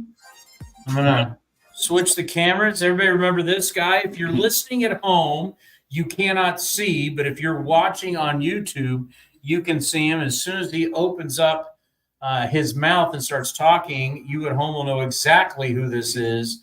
Ladies and gentlemen, it is an honor to present you a man that has been up for the biggest award that we have in baseball broadcasting. The Ford C. Frick Award is basically a broadcaster getting into the Baseball Hall of Fame. He didn't get the honor, but he was nominated, and that is a big deal. How are you, Ken Korach? I'm fine, Mr. Townsend. Thanks for that. I appreciate it. Thrilled, by the way, that Joe Castiglione won the Frick, was the recipient this year, because Joe's work with the Red Sox has been amazing. He's a good friend. He embodies everything that's great about our business, I think. But yeah, I was thrilled to be nominated. I never thought it would happen.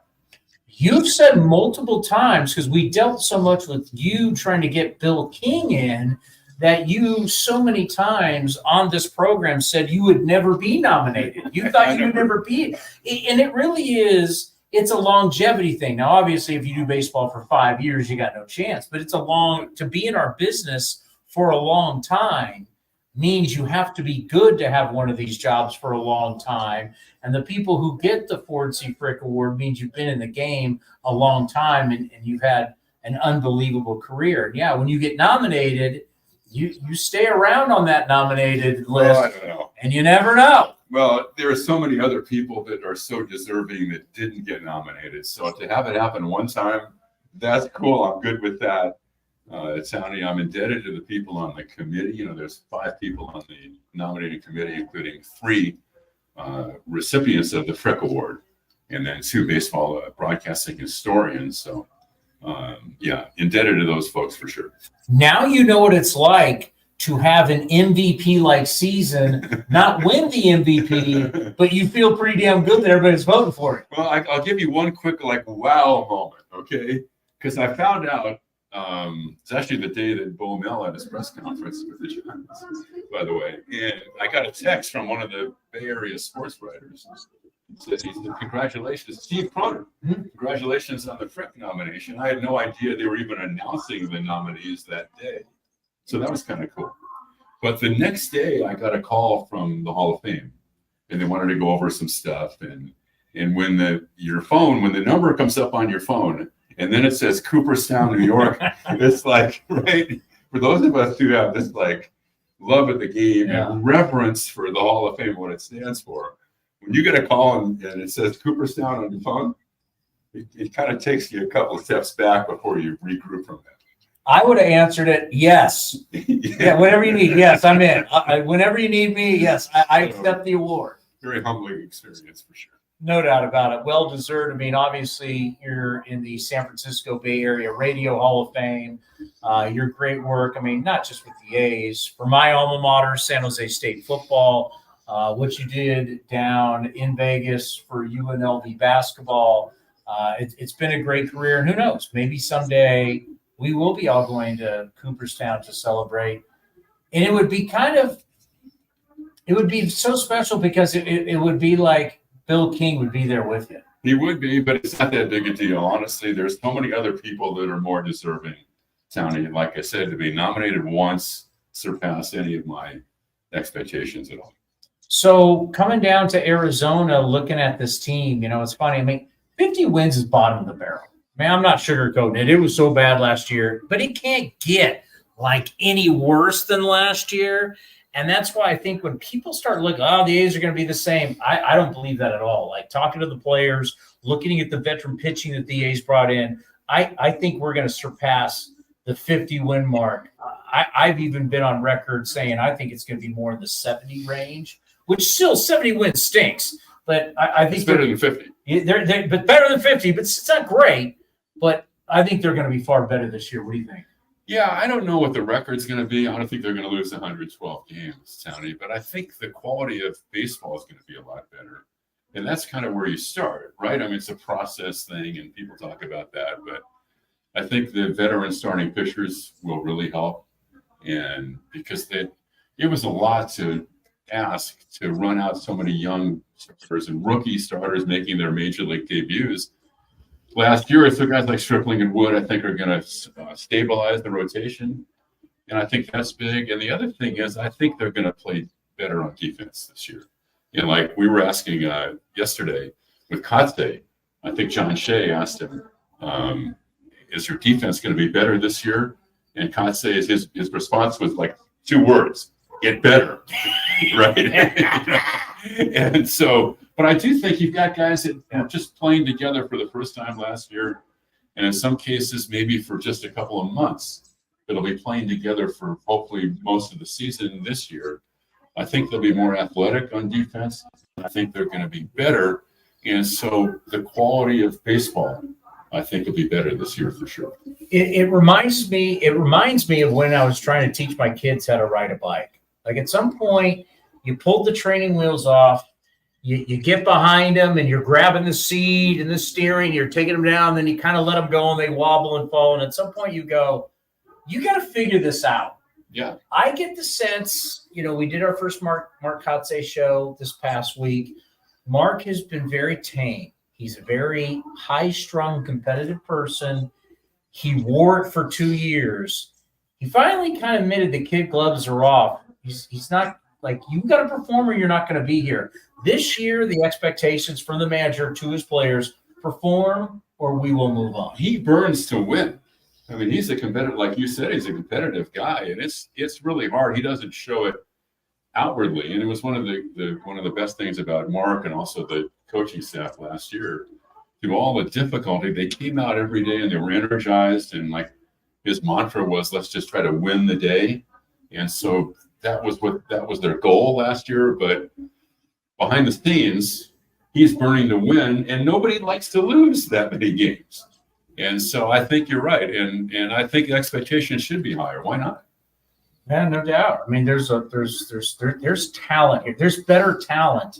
And speaking of that conversation, that brief conversation when we were all around Mark Kotze for the scrum today, where John Shea asked him, our national baseball writer from the San Francisco Chronicle, who's here for a few days, he asked, because obviously John has been paying attention to the Giants, and there's been a lot of people perceive as a problem with so much opener. And now that we have two former Giants starting pitchers, he was asked about the opener. I like the response of, I'm not going to rule it out because it may be a necessity one day for a certain game, but that is not the strike. He's got a whole stable of starting pitchers, not only going to be here, that are going to be with Fran Reardon in AAA. There may be a day out there where you staff it, but for the most part, there's no question the opener is not a part of the strategy this year. I think, like you said, I think it was out of necessity last year when they did. So I doubt they're going to use it that often. I think you're right. To have a bullpen game or something like that, or feel like there might be a matchup that would be conducive, maybe, but I don't think. I think those guys coming from the Giants would much rather be out there in the first inning, as opposed to what happened on a few occasions last year for them.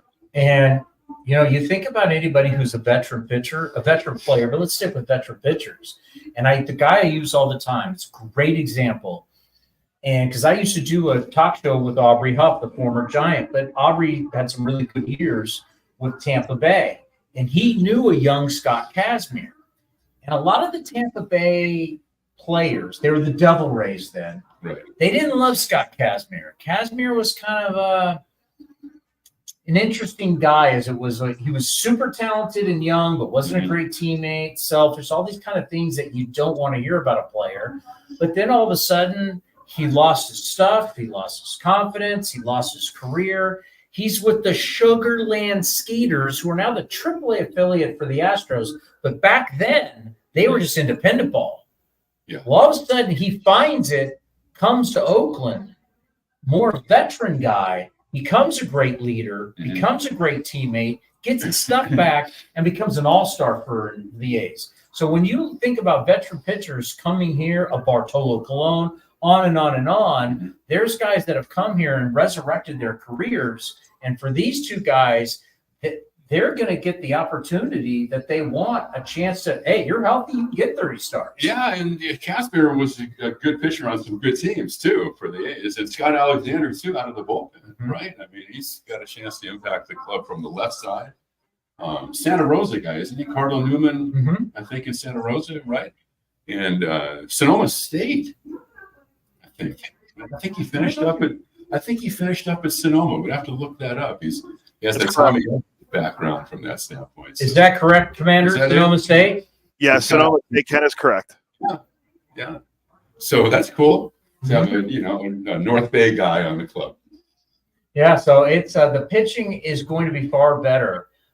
I was reading an article preparing for today's game, and I liked what I read where it said, you know what happened last year? Watching Arizona be a team that, they weren't the head of the division early, but then, of course, the Dodgers just took off and run away with it. But them making the playoffs at just 84 wins and then getting hot and going to the World Series was good for baseball.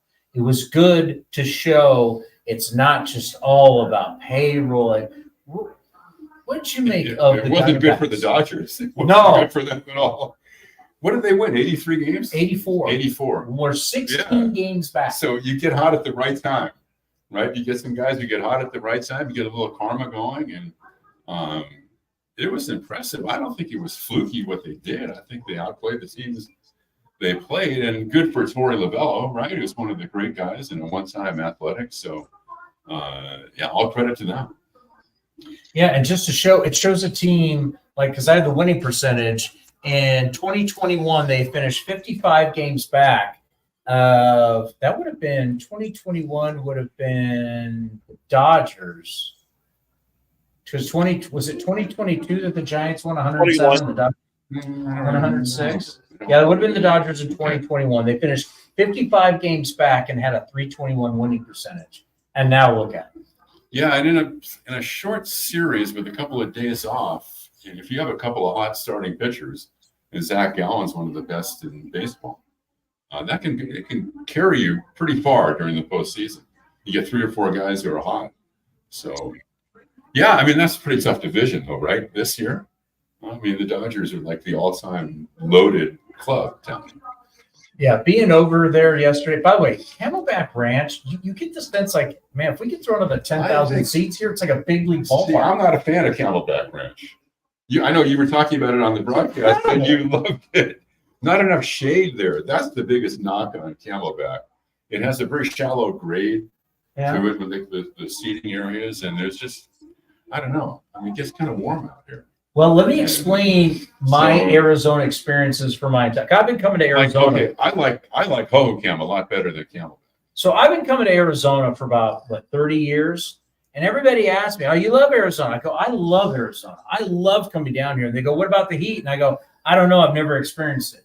Well, I did AAA games here in '86 and '87 at Phoenix Municipal Stadium, which was, of course, the home of the A's for years. In the spring is now the home of ASU baseball. It's hot, man. I mean, we had a game that we started a game. It was so hot that the planes were grounded at Sky Harbor, and that is a true story. It was like 116 degrees. We're playing, but the planes can't take off at the airport. I have no idea what that is. It's always It's like hot. 75 when I'm here. It's great. You were praying for rain, just praying, please. And then like a rain out, because you never got a day off. Back in those days in the Coast League, you were lucky if you had 4 days off for the whole season. So rainouts were like to be cherished. Now, Camelback, the booth was pretty good right behind home plate. fine. That's a big thing for you. I think that Salt River Fields is incredible. You've been up there, haven't you? I think it's incredible. I mean, that is a great Cactus League yard.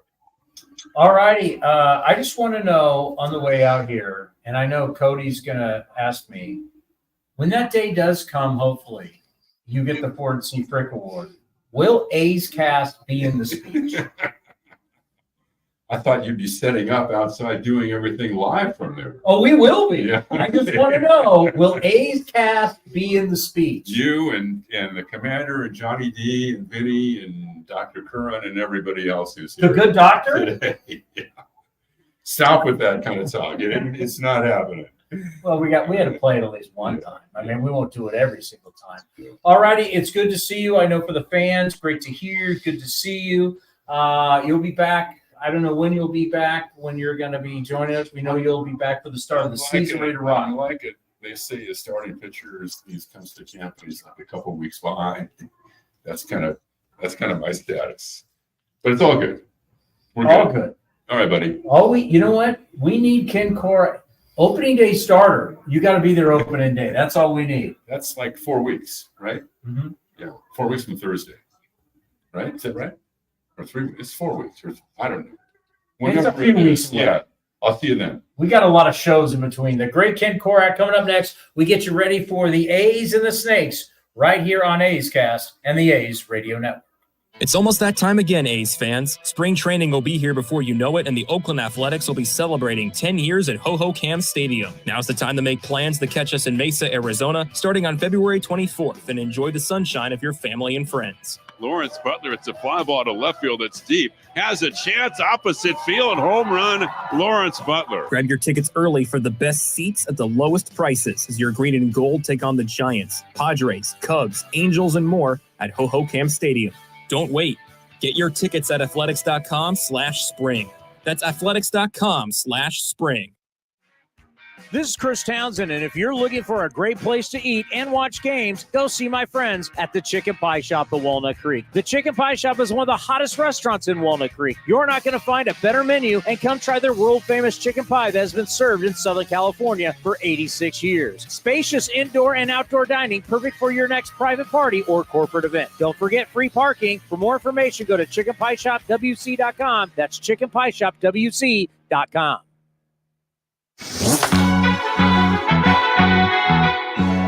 Zach Geloff was on A's Cast Live and detailed what he's been working on this offseason. I think the offseason is crucial because taking care of your body is, I think, the most important. So in the weight room, eating well, sleeping well is something that I took priority over, along with the baseball side now, getting closer to spring training. So make sure I'm doing running and a lot of baseball stuff, doing machine work and all that stuff. So I think ultimately taking care of my body, try to get bigger, faster, stronger. And, the ultimate goal is just to stay on the field. You can watch the full interview at youtube.com/athletics or listen at athletics.com/A'sCast. Streaming from A's Spring Training, A's Cast Live continues with Chris Townsend. All right, Commander, what do we got? Well, there is some breaking news. I don't know if it's not really that big of breaking news, but John Heyman's reporting that the Los Angeles Dodgers are trading Manuel Margot to the Twins. Now, remember, Margot was just acquired in the deal for Tyler Glasnow earlier this offseason. We saw him yesterday. He led off for the Dodgers yesterday against the A's. Yeah, so according to John Heyman on X, Manuel Margot is now a Minnesota Twin after his brief stint with the Dodgers. Does he get a tribute video with the Dodgers? Does on Instagram, does he get a thank you? Thank you for your time. Thanks for your Christian Pache, thank you. I understand social media game, what organizations do, but it's like when a player didn't do much for you and it's like, thank you. It's like, oh God. So who do you get traded for? It didn't say who he got traded for. It just said Heyman just said he's being traded to the Twins. So what's he making? He doesn't. I don't think he makes that much. Let me check. Because remember, he was clearly. He's not. He wouldn't have played for him. I mean, where was he going to play? Yeah, true. They're loaded. He's making. He signed a 2-year, $19 million deal last year. So this is the second year. So you figure if you average that out, it's like $9.5 million. He's making. You're clearing that cash. Yeah. Right? So, and there's an option for 2025. So he could be a Twin after this year, but who knows? So he's now a Minnesota Twin, according to John Heyman and others on X, formerly known as Twitter. Yeah, I mean, it clears some money, and they just. I mean, where he's not good defensively. He's a bat. He's not good defensively. You're not going to have a spot for him. And that's the thing. I mean, the Dodgers are so loaded, and they're loaded also with guys who are going to be coming up. And Outman has become the kid from Sarah High. He hit a home run yesterday. He's something special. I mean, that outfield. I mean, put it this way: like they moved Mookie Betts to the infield. They got so much talent. Yeah, a lot of people think Mookie can win a Gold Glove playing second base. I'd want to see what he does there. But yeah, they have so many guys that they have coming. They had to trade Michael Busch, one of their top hitting prospects, according to many people, to the Cubs because they didn't really have a spot for him. But if you look at what the Dodgers are doing now with their outfield, I'm trying to pull up their roster resource page real quick. Their outfield right now projected is Teoscar Hernandez, James Outman, and yes, recently re-signed Jason Hayward, who had a great year for the Dodgers last year. So played yesterday against the A's. Yeah, so Margot is just a byproduct of they have too many guys and he wasn't really going to play, so they figure ship him off, maybe get a lower level prospect that they'll turn into a decent player like they always do. And the Dodgers shipped him off to the Twins, so we'll see what he does with Minnesota. But he was just acquired in the Glasgow trade. So. You know what will be in this long deal for Shohei Ohtani? If pitching, because obviously coming back from a second surgery, one Tommy John and whatever you want to call this latest surgery, not Tommy John, kind of like Tommy John plus, whatever you want to call it. If there is a time where pitching just the elbow's not going to hold up, but he can't throw, where does he play? Where do you play? I mean, he's a brilliant athlete. I mean, unbelievable. The speed. I mean, is he a right fielder? I mean, will Shohei Ohtani ever, in his point of this contract, if pitching it's just not going to work, does he become an outfielder? I mean, that's something they talked about, maybe potentially put him in the outfield because of his athletic ability. He can't play first right now because you have Freddie Freeman, and he's pretty good at first base. I mean, maybe as Freeman gets older and he becomes, maybe it's just a DH only, you maybe try to put Ohtani there because he's a little bit younger than Freeman. Freeman's almost 35. Ohtani's going to be 30. So there's big age difference there. Maybe. I can see him playing in the outfield because he has a good arm, especially if he's not pitching. But they're going to have to find a spot for him because you can't pay him. Well, again, his money's deferred, but realistically, you can't be paying him $70 million a year to be a DH. So maybe down the line they find a spot for him. That way he can get some accolades like winning a Gold Glove, Silver Slugger, and all that. But also learning how to play the outfield is something they can maybe do for him. But right now he's just going to DH because they don't have a spot for him. By the way, as you were wine tasting yesterday and we were all working, I want you to remember that during the season when we were working, you were wine tasting in Napa. I thought of you because I saw this article, Doc Holliday, Dave Roberts had an article, I think it was in the LA Times. I was getting ready for yesterday's broadcast, where he called Glasnow a cerebral pitcher. Interesting. He might be a guy that's a student of the game, as they say, but how much does that really do for if you're not on the field? How can you call Tyler Glasnow, who's only pitched 120 innings once? Yeah, it was last year. That national anthem's going on. How can you call a guy that's pitched 120 innings once a cerebral pitcher? It doesn't make sense. I mean, it makes sense if you're a student of the game, then you're just trying to learn and absorb information, but he's not. I mean, he doesn't stay on the field. He's always hurt. I don't get how can you be that smart if you haven't really played that much? Yeah, I mean, you can learn as much as you want, but if you can't apply it to the field, does it really? Are you really learning anything?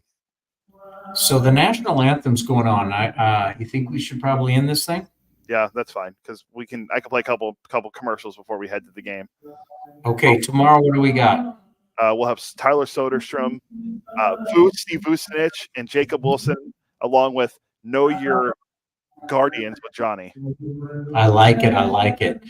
Great show today. We'll have one more show from Arizona tomorrow. Coming up next, it's the Diamondbacks and it's the Athletics right here on A's Cast and the A's Radio Network. Hey, Oakland A's fans, join your team this spring in Mesa.